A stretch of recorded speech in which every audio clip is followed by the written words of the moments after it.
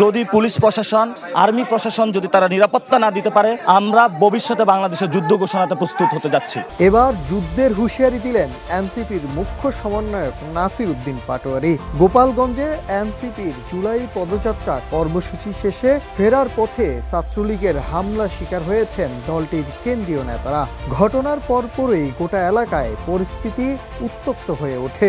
দ্রুত নিয়ন্ত্রণে আনতে পুলিশ ও সেনা মোতায়েন করা হয়। আইন শৃঙ্খলা বাহিনী কয়েকজন হামলাকারীকে আটক করেছে বলেও জানা গেছে। এদিকে জাতীয় নাগরিক পার্টির এনসিপি কেন্দ্রীয় নেতা নাসির উদ্দিন পাটোয়ারি হুঁশিয়ারি দিয়ে বলেন, ভবিষ্যতে যদি বাংলাদেশে পুলিশ, আর্মি, প্রশাসনের কাছ থেকে নিরাপত্তা না পাই, তাহলে আমরা যুদ্ধের জন্য প্রস্তুত হব। আমরা সকালবেলা থেকেই এখানে অবস্থান করছি। সমাবেশ শেষ করেই ফিরছিলাম, হঠাৎ করে আওয়ামী লীগ ও যুবলীগের নেতাকর্মীরা গ্রাম থেকে এসে আমাদের উপর চড়াও হয়। যারা সমাবেশে ছিল তাদের উপর হামলা করেছে। বান্ডেল থাকলে প্রতি সেনমানিতে টাকা বাঁচবে।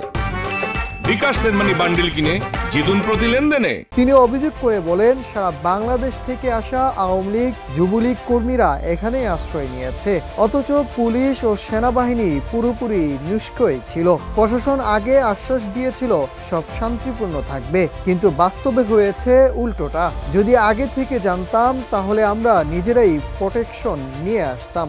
এখানকার পুলিশ প্রশাসন পুরোপুরি দলীয়করণে আক্রান্ত। তারা আওয়ামী লীগকে সাপোর্ট করছে, এটাই এখন স্পষ্ট।